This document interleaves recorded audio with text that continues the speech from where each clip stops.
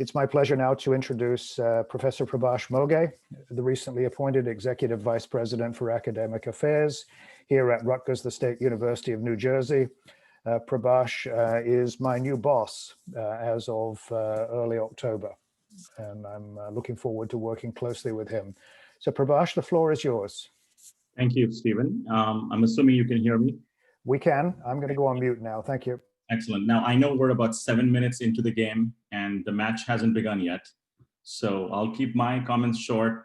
Stephen, I want to thank you, and I want to thank Sagar Curry for being the co-chairs on this, what seems to be a very timely and exciting short course on sort of the 3D structural biology of SARS-CoV-2 and its implications for the potential therapeutic routes to manage this pandemic. I am particularly heartened by the fact that you're looking at small molecule targets in terms of the antivirals and as well as the monoclonal antibody approach for passive immunization. And as well, of course, what has received lots of attention is the design of vaccines. A bit about us here at Rutgers for our guests who are attending this short course. Rutgers, as you know, is a comprehensive research university, prides itself on its association with the Protein Data Bank, which now I am stunned to hear that it's been 5 decades, Stephen, since the Protein Data Bank first came to being. And the fact that the Protein Data Bank is a resource for everyone, accessible to everyone, one that everyone can deposit structures into. And so this is very much an important resource for us. And I understand this team from the PDB and the Institute for Quantitative Biomedicine. It's something that I think could potentially grow in multiple ways, Stephen. And we have to think about ways to do that. The Institute now reports into our office. I am the Chief Academic Officer for Rutgers University and hold the 2nd rank at the university, reporting to the president. We have a new president, Jonathan Holloway, who arrived from Northwestern. Prior to that, he was at Yale. Prior to that, he was at Stanford. And I think he is very much interested in understanding how we can elevate academic excellence at Rutgers. And I think today's exercise is particularly exciting for me because it's so collaborative in nature. It brings together, and I'm quite excited to see that as an undergraduate, a part of the instructors today, a postdoc from chemistry and chemical biology, a faculty from Rutgers Camden. I think this is very much the convergence that is going to help us to advance our work in addressing important problems. So I wish you a lot of good luck and good vibes and good collaborations in your short course today. I see some really interesting segments as you move forward. And I'm hopeful that through this course, we will have influenced some minds that are sort of shaping around what the next generation of therapeutic interventions will be as nature throws us our next challenge, Stephen. We have to be nimble, we have to be highly collaborative, and we have to be agile as we think about how we deploy everything that we have to address these very challenging problems. So I thank you for hosting this, and I thank you for inviting me to flag this off for you, Stephen. Thank you very much, Prabhash. It will be great fun working with you over the coming years, and I look forward to realizing a joint vision for the Institute and the role that the PDB is playing here at Rutgers. You bet. Thank you. So with that, it gives me great pleasure to introduce my co-chair. No, sorry, I'm getting ahead of myself. I'm going to introduce next Professor David Goodsell, member of the RCSB Protein Data Bank and the Institute, who is going to tell us about viral proteins and their roles in the virus life cycle. Many of you will know David from his work as an artist, bridging art and science and providing compelling images of proteins, viruses, whole cells, and playing a particularly important role in terms of our outreach activities during the COVID-19 pandemic. David did his PhD with Dick Dickerson, who determined the structure of B-form DNA. And David is the original author of AutoDock, the most commonly used molecular docking software that's in extensive use both in academia and industry. So thank you very much, David. It's a pleasure to have you lead off as the first speaker. Well, thank you, Stephen, for inviting me, and I'm really looking forward to helping us get warmed up for a very exciting afternoon of talks about coronavirus proteins. Let me see if I can share my screen here. Okay, are we good to go?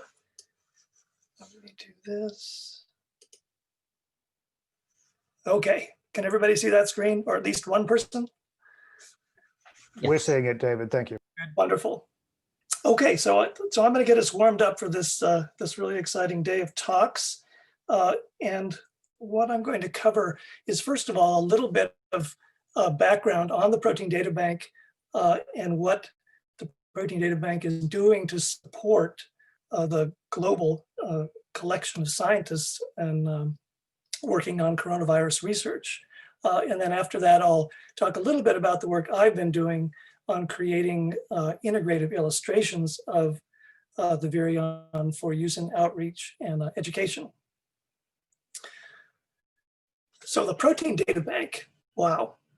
So the Protein Data Bank was funded almost 50 years ago when structural biology of proteins was just getting started, right? And so it was put together by these pioneers in structural biology research as a way to share the new structures that they were determining of proteins. And of course, way back at that time, this is way before the days of the internet. So the Protein Data Bank was shared on magnetic tapes. So it was always a real adventure every time there was a new release to get these to get the structures off the tapes and on our computers. Today, of course, since we have the internet, now we have hundreds of thousands of molecules that are literally at our fingertips for use for all manner of research and education. So the Protein Data Bank is the example of the first true open access digital resource in biology. And since then has been a pioneer in all aspects of bringing data to the widest possible group of people for use. Today, the PDB is a collection of several centers that together form the worldwide Protein Data Bank. So all of these centers work on one common database, but they gather and curate data from their individual areas. So there's the US RCSB PDB, there's a center in and a center of Japan that are all feeding structures into this one common database. And so, you know, the Protein Data Bank, it literally has everything that you'd ever want. I find that whenever I have a new question that I want to ask, I can jump into the database and find something that's going to be relevant. So this ranges all the way from fundamental biology of mechanisms, structures that we're using as targets for drug design, structures related to bioenergy, to nanotechnology, biotechnology, all of those things are in the database. It's really an irreplaceable resource, gathering information from 5 decades of research from biologists, and making it available to the entire field of biology, biologists of all types. So the RCSB itself supports this education in a number of different ways. First of all, the RCSB interacts directly with structural biologists to get their structures curated and usable by users. And apart from those structural biologists, there are also millions of people that use this data for other reasons, for drug design, for understanding mechanisms of structural biology, all manner of research that builds on this this database of structural David, biology. sometimes you're fading in and out. Perhaps you could get closer to the microphone, please. Okay, sorry about that. I have a very tiny little voice that goes away very easily, and I'm battling a cold. Okay, so millions of data consumers that build on this this body of research, and a growing community also of educators, 500,000 educators and students that are using this this database of structural biology as a way to understand structural biology and promoting future scientists that are also going to jump in and help the database grow. And of course, none of this would be possible without the support of our funding agencies. We're very lucky to have funding from National Science Foundation, from various institutes of the National Institutes of Health, and from the DOE, representing that this database is in fact a central resource for research in structural biology and applications of structural biology. Okay, just looking a little more closely at SARS-CoV-2 and how structural biology is helping research to fight this virus, it's really amazing that so much has happened in such a short amount of time, right? I mean, it seems like just yesterday that we were hoarding toilet paper and trying to figure out how to make hand sanitizer from vodka and stuff like that. And so we've come so far since then. And so, you know, the symptoms or cases of the virus started showing up only at the end of last year. And very quickly after that, by January of this year, we had a sequence and we knew what this virus was, that we had a target that we wanted to fight. And then very, very soon after that, and building on research from previous SARS, SARS, MERS, structures started pointing into the PDB very quickly. And so PDB has 500 or so rapidly growing number of structures that we can use to help figure out ways to fight this virus. What is the RCSB doing to help promote this this research in the structural biology of COVID-19? The primary thing is helping to gather structures that are related to this virus, to curate them, make sure that they're usable by the widest collection of users that's possible. The RCSB has also strongly encouraged that these depositors deposit their structures for immediate release, so that there isn't a delay when we can put these into application, and also a strong effort in the curation to make sure that everything's consistent, so that there isn't any confusion as people are using structures. Excuse me.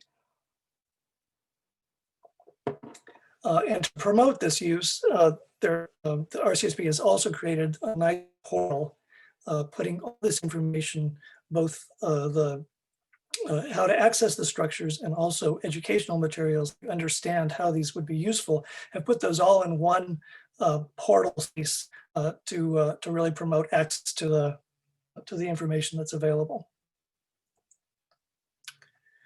Okay, so just looking at kind of an overview of what is available, a snapshot of what is available today. Of course, we have known the sequence of the genome for quite a while. It's a huge genome encoding several dozen different proteins, a bunch of structural proteins up here, and a bunch of non-structural proteins that are involved in replication of the RNA, and also evading host defenses.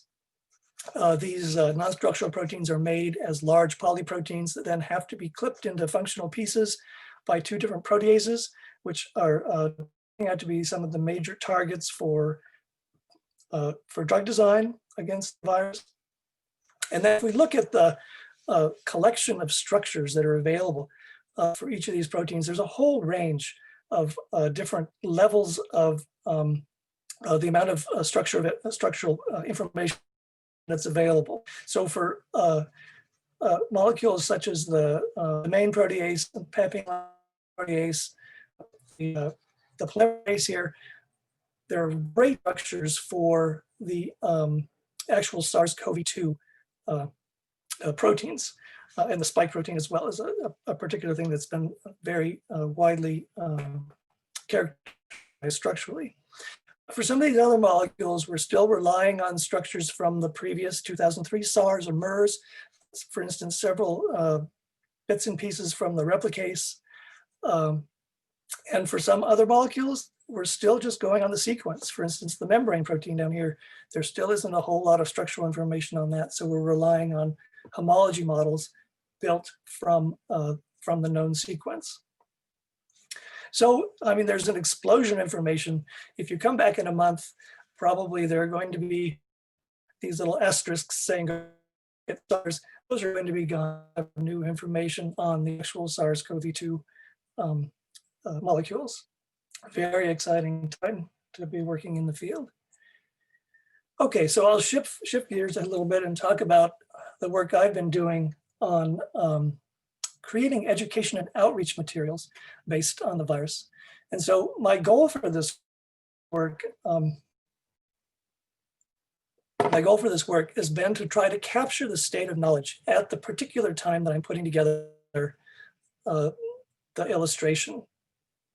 Trying to bring together as much information as I can find on structural biology, microscopy, and the bioinformatics on the virus, and integrate that all into one illustration that hopefully shows the shape of the virus, the location of all the molecules, and having all the molecules of the right size, the right shape.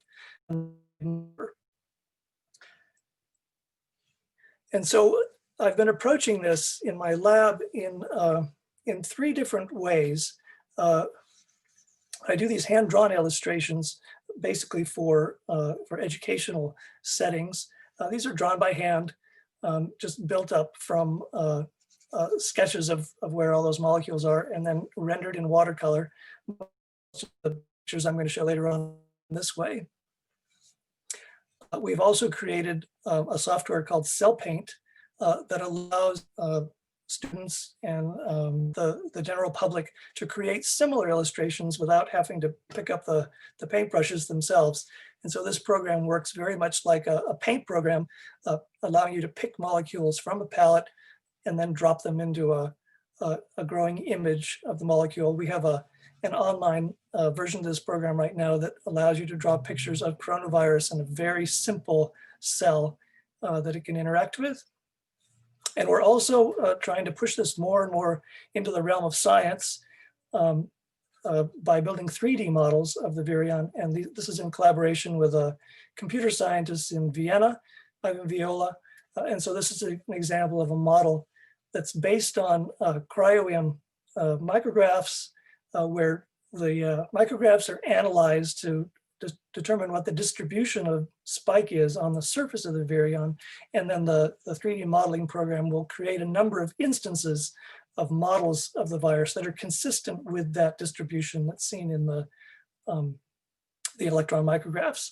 And so these could be useful for instance, analyzing how the virus interacts with antibodies, or how the virus is going to interact with receptors arrayed on the surface of a cell.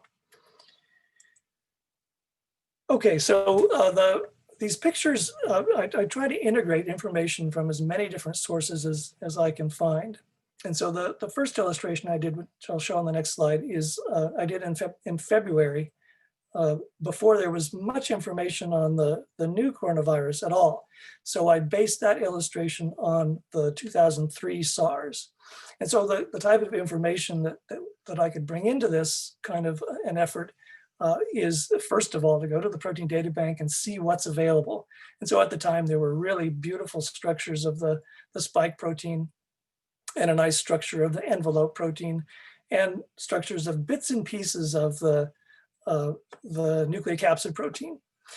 Here in the middle is a coarse grain modeling effort that we've been doing to characterize what the ribonuclear protein complex is inside. And so there were some papers for the SARS, the 2003 SARS from years ago, showing that if you gently break the virus and pull out the nucleocapsid RNA complex, you get these long, ropey kind of structures. So that's a coarse grain model of what that might look like. Over here are some cryo-electron micrographs of the whole virion, giving us information on how the spikes are distributed around the surface. And for some proteins, like the membrane protein, all you can do is go to the sequence and look at predictions of which parts might be helical going through the membranes, and come up with a model of the protein that's consistent with that, sequence prediction information. Okay, so here's the final SARS, the 2003 SARS painting showing the ribonuclear protein in the middle here. These little thin strands are the RNA strands, spike protein on the outside, a bunch of membrane proteins. At the time, I wasn't able to really determine whether or not these membrane proteins were dimeric or monomeric or multimeric, so I drew them as monomeric here. Down here is that envelope protein based on a crystal structure, and then placing the whole thing in the context of a respiratory mucosa with mucin strands here in green, a bunch of IgA antibodies dotted around, and molecules of the innate immune system around that. So a month or two later after that, more and more information started emerging for the SARS-CoV-2 virus.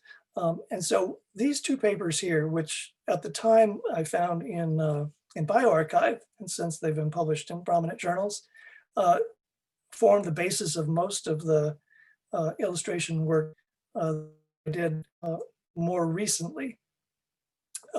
This one at the top here, the Briggs Laboratory, looked at the distribution of spike on the surface of the virions and came up with some new interesting observations that they're much sparser than the previous SARS, that there may be occasional post-fusion forms dotted in there, and that they're very flexible, wobbly.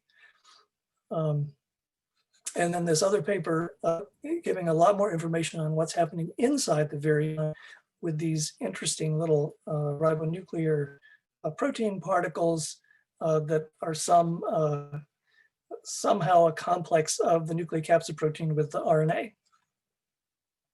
So much of my illustration work since then has been based on interpreting those micrographs in terms of detailed illustrations. And so here's one I did back in August, when it became apparent that the virus is transmitted through respiratory droplets.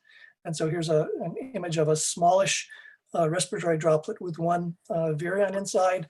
Again, these are the mucin strands and antibodies that get caught up in the respiratory droplet, and a bunch of surfactant molecules on the surface of the droplet taken up from the cells that line the respiratory system. Two more recent-ish paintings here. Here's a one I did for a journal cover showing the virion interacting with antibodies in the blood serum.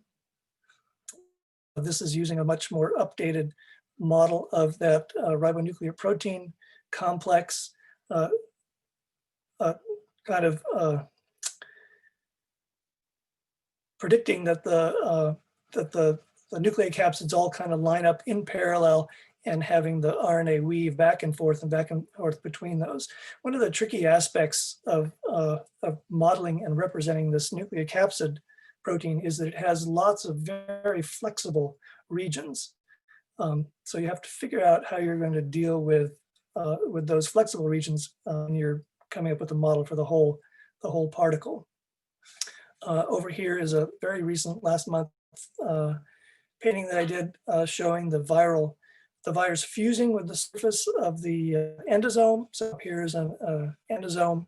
Down here is the cytoplasm of the cell, showing various states of the spike. Here's a post or a pre-fusion spike and a post-fusion spike fused with the endosome membrane. So taking the liberty to show this spike in multiple states, and then having the RNA emerging from the fused virus down here, interacting with initiation complex of a ribosome, and over here translating a new viral protein.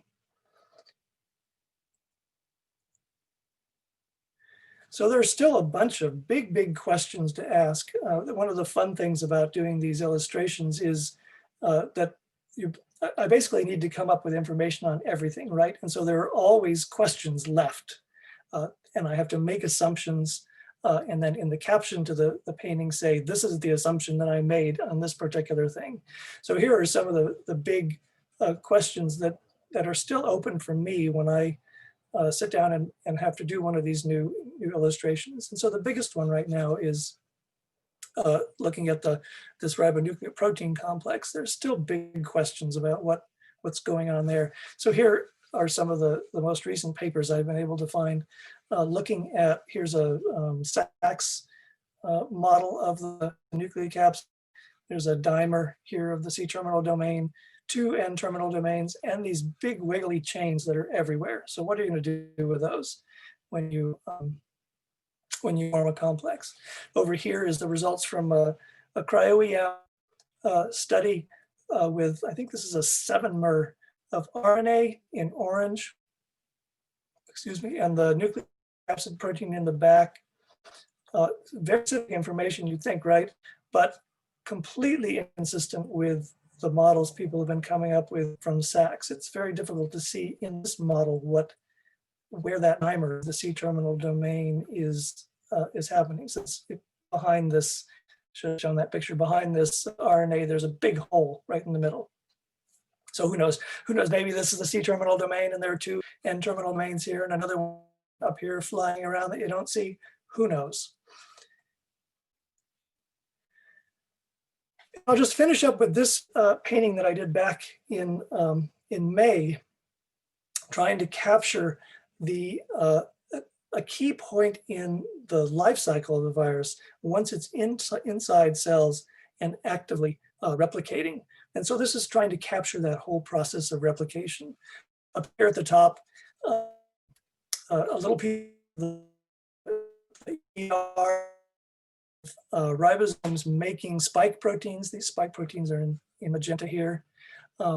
These double-walled vesicles that are formed as the replication goes forward, which presumably are places that the viral RNA hides away from the cellular defenses. These big replicate complexes have the polymerase and the proteins that add the cap and all the other goods needed for replicating RNA. And then down here, these ribonuclear protein complexes forming and budding into endosomes to form the viruses. And of course, these things I do, and they go out the day after I finish them, right? And so there's new information, of course. Replicases actually form a wonderful little pore complex that answers questions about how RNA would get in and out of these closed vessels.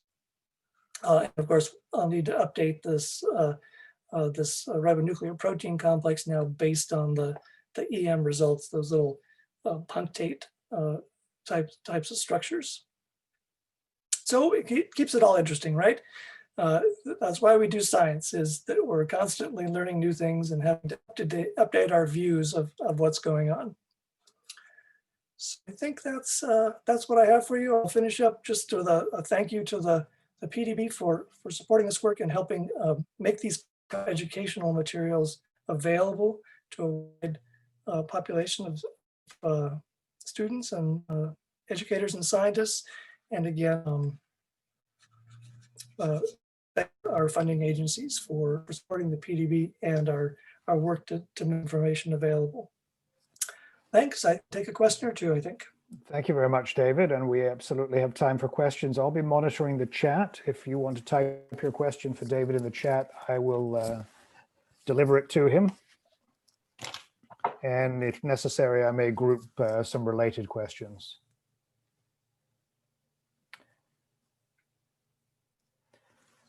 So David, while we're waiting for people to type in their questions, can you say something about your process? Are these all watercolors?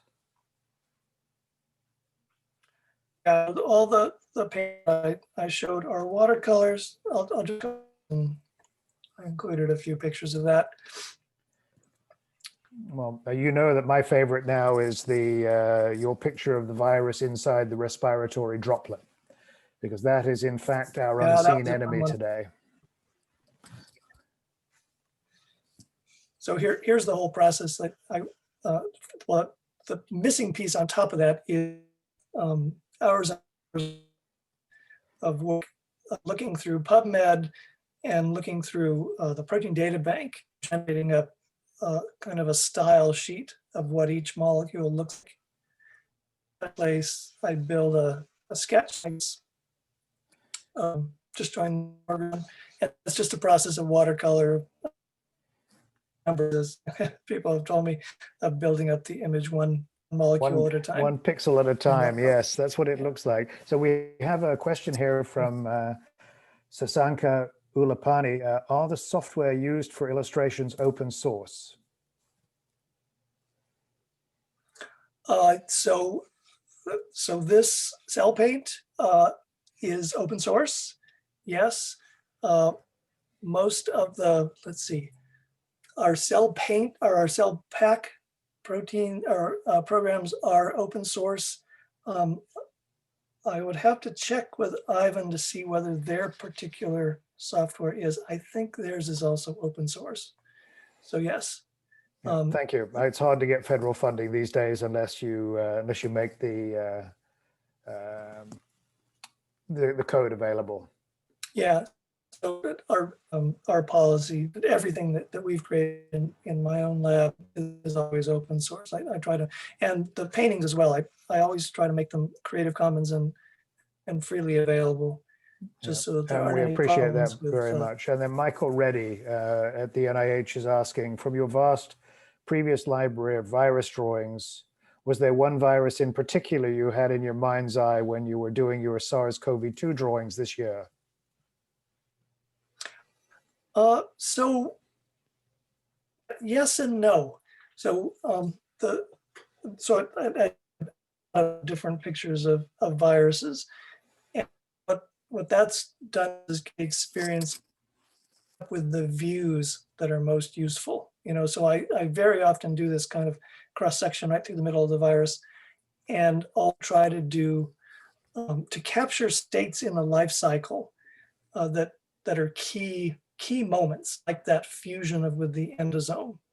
And so I think that's the major thing that informed the coronavirus work,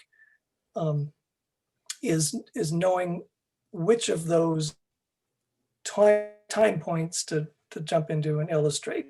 That'll tell the story. Yeah. Thank you, David. And for those who are not as familiar with your work, I'm going to put into the chat the link to your virtual gallery on the rcsb.org educational website, which goes by the URL pdb101.rcsb.org. And you'll see in the chat there's a link there provided to the Goodsell gallery. And if you want to see work by another molecular artist, please go to the Irving Geis gallery. I'll provide the chat for that in a moment. Irving Geis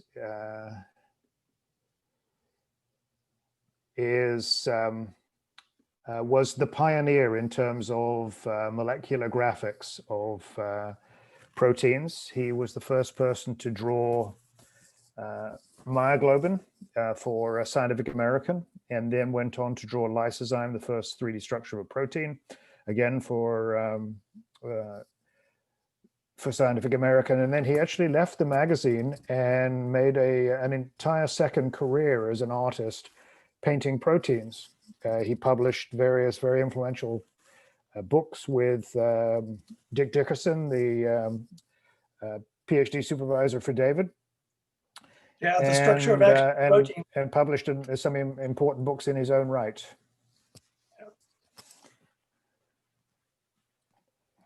On behalf of the whole audience, I just want to thank David for his incredible original scientific work in researching all these things, and really such original thinking. You're the premier molecular illustrator. That's all there is to it. And we all owe you a lot of gratitude. Thank you. Well, thanks, Eddie. And you know, the most exciting aspect for me, and the thing that I hope my paintings promote, is to have people think about their systems in a larger context and ask all those questions, you know? So in this painting, ask yourself, what's happening outside and how many of these antibodies are attached to this? And do they cross-link between them? And are they equally distributed? And does that make any difference? You see, there are a million questions you have to ask when you do one of these integrative illustrations. And I hope that people do that with their own science. It's got to follow the laws of physics and chemistry, and you get all that built in. Thank you. Yeah. Thank you, Eddie. That was a very timely contribution to the discussion.